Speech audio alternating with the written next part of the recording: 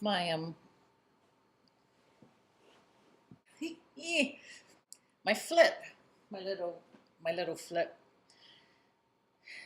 seems to be eating batteries a lot faster than it ever used to. And I was halfway through recording my video, and it kaput. I think it's called photo. We used a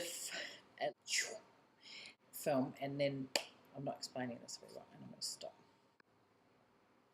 Okay, so we got the screen printing silk on the frame and treated it with this red plasticky paint. Well, paint, it's quite thick paint that coated the screen. And this is light sensitive paint.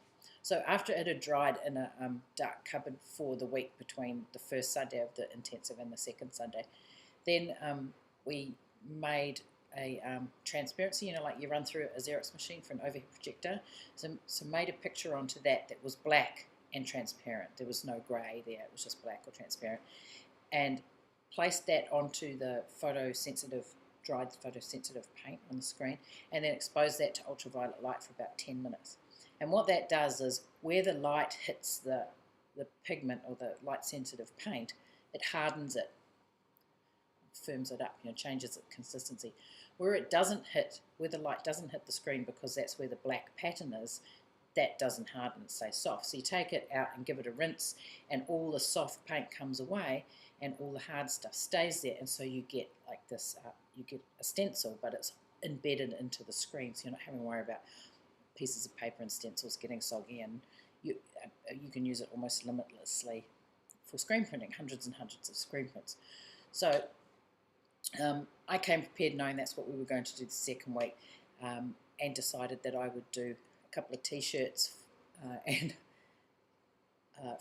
I'm only laughing because I'm like, for the jam jar. I'm like, why for the jam jar? Because I got nothing else. So I had made this design that had lots of colours in the background, like a comic strip, and then over the top was going to be this black sort of pattern. I'll show you in a minute. It'll make much more sense.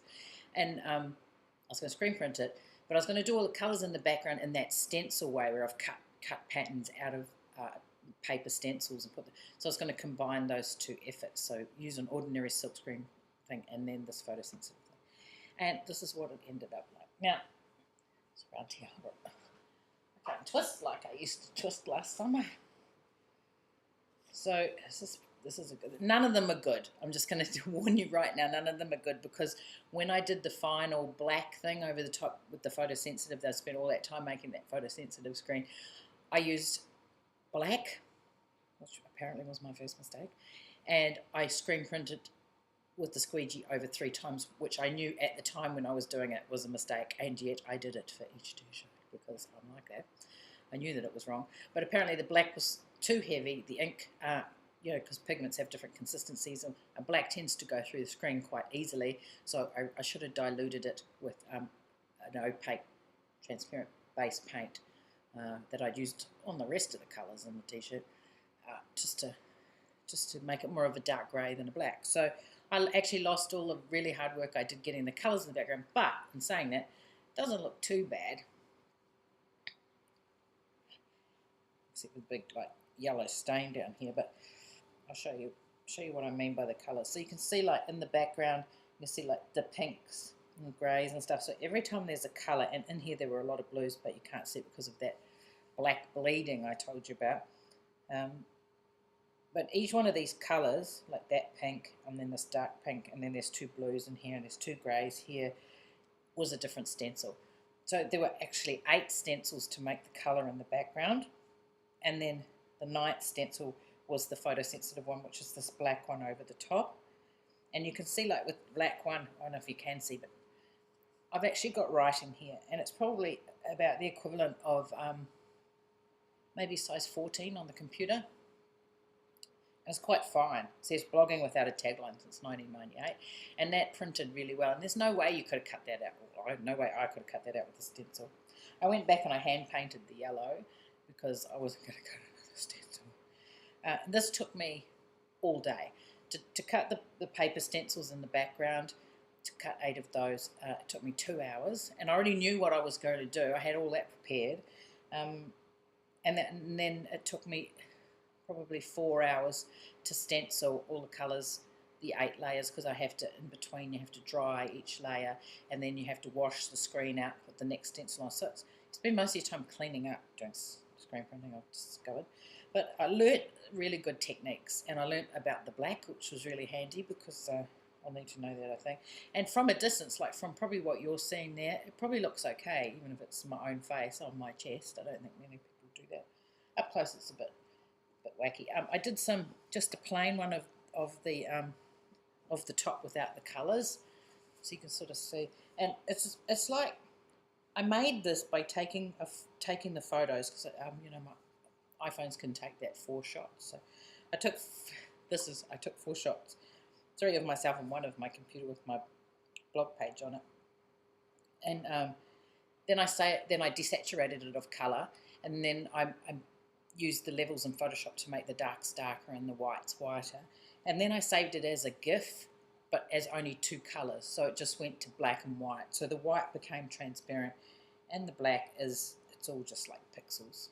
There's no gradients in there. I don't know if that makes any difference when you come closer, if you can see my smiley face.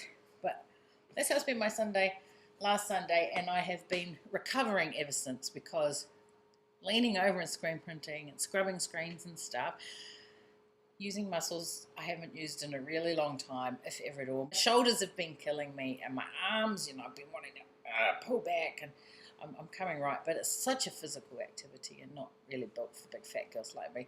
I had a really nice time, great way to spend a Sunday rather than just sort of fart-assing around the house, which I do like, and I am doing again today.